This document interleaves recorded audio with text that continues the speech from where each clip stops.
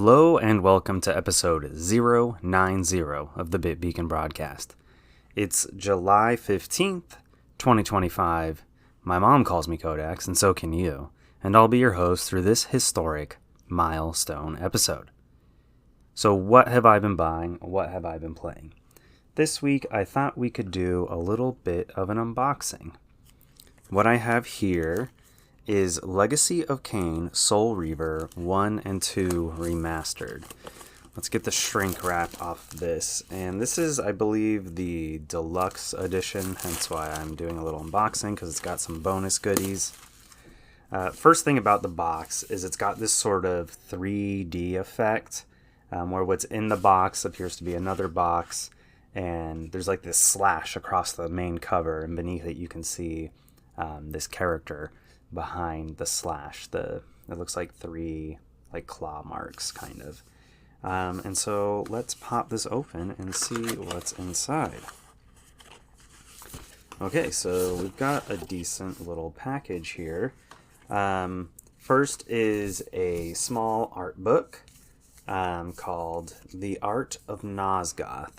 So this is Soul Reaver 1 and 2 Remastered, which I believe are the second and third Legacy of Kain games, or maybe the third and fourth. I'm kind of new to Legacy of Kain, so don't quote me on that. So these games were remastered by Aspyr, who's known for porting a lot of Star Wars games in recent years, older Star Wars games to modern consoles, as well as some other things. But it was done in partnership with Crystal Dynamics, the original creators of the series. And so, yeah, we got this nice floppy art book. It's small, it's probably 6 by 8 inches or 6 by 7 inches, something like that. But it's pretty weighty, nice quality paper, and it's like 100 pages long, a little over 100 actually. We have the game itself, which I'll open last. We have a soundtrack CD set, 2 CDs. So one for disc 1 is the Soul Reaver OST, and disc 2 is the original soundtrack for Soul Reaver 2. Let's take a look at the artwork on these discs. Gotta love getting a real CD and not a download code. Funnily enough, disc 2 was in the slot of disc 1. Hold on. Did they give me 2 disc 2s? I'm gonna be really annoyed if I got 2 disc 2s. No. I got disc 1 on the wrong side and disc 2 on the other wrong side. So why don't I flip those? And it looks like it just kind of has the main character of Soul Reaver on disc 1. And then I'm not sure who this other character is on the other side on disc 2. But it's got 2 character kind of side profile, or half of each face on each side of the disc. So nice. Let me slide those back in there real quick and move on to the last item before we open up the game case. So we get this really slick steelbook, which is one of the nicer ones I've seen in a while. It's embossed and raised in various places. It's got this kind of cool rune pattern on one side, with this serpent-looking sword with a skull, and this infinity symbol on the back, and another sort of rune with this nice, kind of looks like a snakeskin sort of texture. And then on the inside, we've got a spot for your game disc, of course, a spot for any manuals or anything like that. And the interior artwork is not quite as nice as the stuff on the outside. But it does show a character who I can only presume must be some kind of villain. He looks kind of menacing. And now let's open up the game case itself. Alright, the shrink wrap is starting to come off here. Here we go.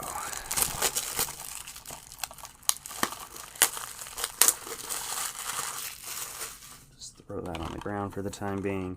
Alright, so Soul Reaver 1 and 2 Remastered. It's what you'd expect from a game, I suppose. Nothing special going on in here. The game disc just has the logo title and this kind of blue, swirly, glowing light with some, looks like tentacles, octopus tentacles in the background. I'm sure that's referencing something from the game. And yeah, that's it. That is the Legacy of Kain Soul Reaver 1 and 2 Remastered Deluxe Edition verbal unboxing. Thank you for joining us there. Aside from Soul Reaver, I had one other game show up. As you may know, last week was Prime Week, where Amazon discounts a bunch of stuff, and a lot of other retailers, in response to Amazon discounting stuff, also discount a bunch of stuff on their websites. And Best Buy had a really good deal on Final Fantasy X and X2 HD Remaster for Nintendo Switch. It was like $11. So I couldn't turn that down. This is normally like a $30 game. Unfortunately, only Final Fantasy X is on cartridge. X2 is a download code inside the game case that you can redeem on the Nintendo eShop. This game was ported back in 2019, so I'm getting a little worried about that game code inside there, that it might be expiring in the near future. So I'm going to have to open this up and redeem that code sooner or later so I don't completely lose out on the digital copy of Final Fantasy X2. This past weekend, I played through a short indie game, Planet of Lana, developed by the Sweden-based studio Wishfully Studios and initially released in 2023. Here is a short synopsis of the game from their website. A young girl and her loyal friend embark on a rescue mission through a colorful world full of cold machines and unfamiliar creatures. A planet that used to be a place of undisturbed balance between human, nature, and animal has now become something else entirely. The disharmony that had been forming in the making for hundreds of years has finally arrived in the form of a faceless army. But this is not a story about war. This is a story about a vibrant, beautiful planet and the journey to keep it that way. Planet of Lana is a cinematic puzzle adventure framed by an epic sci-fi saga that stretches across centuries and galaxies. Sounds pretty intriguing, right? I found myself having seen some clips of that and reading that synopsis and was like, okay, I gotta check this game out. So the game itself is presented with these breathtaking visuals that look like you're interacting with almost like a moving painting. The game is stunning on PlayStation 5 Pro, where it runs in 4K with 60 frames per second. The game itself is simplistic in its controls. You control the main character, Lana, in a side-scrolling game where you're primarily moving to the right of the screen. There is light platforming, but mostly an emphasis on puzzle solving. There is no direct combat, but you use your ingenuity to solve some admittedly basic at times puzzles that range from avoiding enemies and using the environment to your advantage. Eventually, you add a cute companion creature named Mui to your party, and the puzzles become more complex as you can control and command both Lana and Mui to use various actions to progress. I got stumped a couple times throughout the game. For the most part, I was able to progress through most of the encounters with relative ease, figuring out the solutions pretty seamlessly. But I do feel like they did a good job at sort of making those discoveries feel natural, where you sort of think you know how to do something based on a puzzle you previously did, but they add like a little wrinkle to it that just complicates it one step further each time, and just kind of giving you these nice little aha moments as you play through the puzzles. In total, the game takes about 5 hours to beat. There are 10 hidden collectibles in the game to find, and for you achievement hunters out there, this is a particularly difficult trophy for never dying. There is a particularly difficult trophy for never dying once during the playthrough. I think there is a way to close the game and reload before it counts any deaths, but it seemed like too much work, so I didn't bother. The platinum trophy will have to elude me, and I'm okay with that. All that being said, I do recommend the game highly if you're looking for a relatively short palate cleanser that's perfect for when you are moving between big, long games. I believe the game is still on sale on most storefronts for a modest $10 right now. Regularly, it's priced at $20, which I think is still worth it. Treat yourself to something more artistic and moving, and check out Planet of Lana. San Diego Comic-Con is nearly here, and the gaming content looks a bit light at the show. Bandai Namco is back as usual. Pokemon is back for the second year in a row after a very long absence. So I gotta start figuring out my schedule, but I think this coming year will be a bit more relaxing than it usually is for me, which isn't a bad thing. Just maybe don't expect a huge report from San Diego Comic-Con upon my return. I probably won't be dedicating a whole episode to the show, like I did in previous years. So I am still under the weather and still kind of running out of breath as I do these podcasts, and when I'm even just at work, just talking too much, I kind of start to lose my voice. So I've got one story for you, but it's a doozy. It's a page turner, and it's gonna, it takes some twists and turns. So one of the most popular survival games on the planet, Subnautica, has a sequel arriving in early access later this year. Or at least it did until its publisher decided to delay the game into 2026. Here's what publisher Krafton said about the delay, which they announced on July 9th. As you know, we believe deeply in the open development process at Unknown Worlds. All of our games, from Natural Selection to Subnautica, have been fully committed to that process. The first phase of open development on Subnautica 2 was a series of playtests that recently happened behind the scenes with our community. We got some great feedback about Subnautica 2 during those playtests. The community was responding well to the environment, creatures, and story, and felt positively about the general direction of the game. It gave us a great indication that we're swimming in the right direction. It also provided some insight that there are a few areas where we need to improve before launching the first version of Subnautica 2 into the world. Our community is at the heart of how we develop, so we want to give ourselves a little extra time to respond to more of that feedback before releasing the game into early access.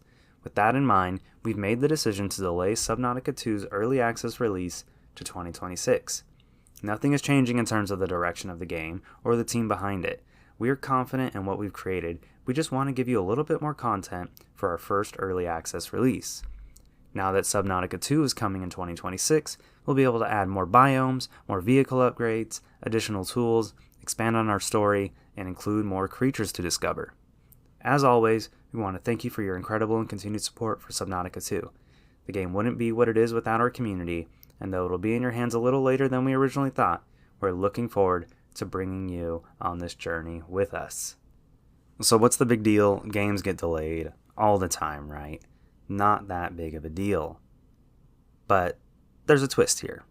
The developers of Subnautica 2, known as Unknown Worlds Entertainment, were acquired by Krafton in October of 2021. A week before Krafton announced the delay, they quietly fired Unknown Worlds Entertainment CEO Ted Gill, game director Charlie Cleveland, and technical director Max McGuire. Turns out that part of the acquisition agreement in 2021 guaranteed studio leadership and employees a $250 million bonus if certain revenue targets were met by the end of 2025. How was Unknown Worlds going to reach these revenue targets? By selling Subnautica 2, which their publisher has now delayed into 2026. If this is as it appears at face value, this might be one of the scummiest moves I've ever seen a publisher make to avoid paying their hardworking employees what they have been promised. And the 3 studio heads who have been fired are not going to take this lying down. Game director Charlie Cleveland released the following statement on the Subnautica subreddit. Hello everyone, it continues to be an explosive and surreal time for the Subnautica team and community. None of this is what we wanted, but we truly appreciate the amazing support we've gotten from everyone. It means a lot to us, especially now. As I wrote last week, we know in our souls that the game is ready for early access. That's just how we roll, and we'd like nothing more than for you to play it. Game devs live for this, but it's not currently under our control, since they've been fired. We've now filed a lawsuit against Krafton. The details should eventually become public. You all deserve the full story. Suing a multi-billion-dollar company is a painful, public, and possibly protracted way, and was certainly not on my bucket list. But this needs to be made right. Subnautica has been my life's work, and I would never willingly abandon it or the amazing team that has poured their hearts into it. As for the $250 million earnout, the idea that Max, Ted, and I wanted to keep it all for ourselves is totally untrue. I'm in this industry because I love it, not for the riches. Historically, we've always shared our profits with the team and did the same when we sold the studio. You can be damn sure we'll continue with earnout bonus as well. They deserve it for all their incredible work trying to get this great game into your hands. Stay tuned. Charlie. So if we look at all this at face value, it looks like Krafton decided to fire the people who were going to get the big huge payout, delay the game into 2026 so that the company couldn't make their revenue targets for this year and earn that $250 million bonus. But things continue to wrinkle. Krafton fired back with the following statement about the fired studio leadership. Krafton deeply values Subnautica's unique creativity and immersive world building. To provide fans with even better gaming experiences, we acquired Unknown Worlds, fully committed to supporting Subnautica's future success. We collaborated closely with the studio's leadership, who were central to the creation of the original Subnautica, to foster the optimal environment for a successful Subnautica 2. Specifically, in addition to the initial $500 million purchase price, we allocated approximately 90% of the up to $250 million earnout compensation to the 3 former executives, with the expectation that they would demonstrate leadership and active involvement in the development of Subnautica 2. Alright, so quick sidebar. That means 90% of that $250 million was going to go to those 3 creatives, or those 3 head creatives that were fired. And only 10% was going to go to the other staff. They continue, however, regrettably, the former leadership abandoned the responsibilities entrusted to them. Subnautica 2 was originally planned for an early access launch in early 2024, but the timeline has since been significantly delayed. Krafton made multiple requests to Charlie and Max to resume their roles as game director and technical director, respectively, but both declined to do so. In particular, following the failure of Moonbreaker, which is another game, Krafton asked Charlie to devote himself to the development of Subnautica 2. However, instead of participating in the game development, he chose to focus on a personal film project. Krafton believes that the absence of core leadership has resulted in repeated confusion in direction and significant delays in the overall project schedule. The current early access version also falls short in terms of content volume, meaning there's not that much game to play, or not enough game to play. We are deeply disappointed by the former leadership's conduct, and above all, we feel a profound sense of betrayal by their failure to honor the trust placed in them by our fans. Not their fans, our fans. Additionally, Krafton has committed to fair and equitable compensation for all remaining Unknown Worlds employees who've continuously and tirelessly contributed to Subnautica 2's development. We believe that the dedication and effort of this team are at the very heart of Subnautica's ongoing evolution, and we reaffirm our commitment to provide the rewards they were promised. So the plot thickens.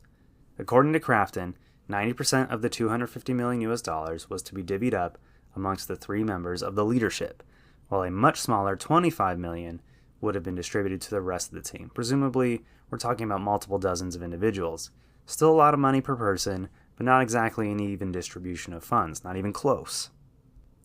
In Krafton's statement, they did not commit to providing that full $250 million bonus to the remaining employees still at the studio after the delay into 2026, and this appears to give them a convenient out, but perhaps they'll still pay out the $25 million bonus that was originally expected to be given to the other employees.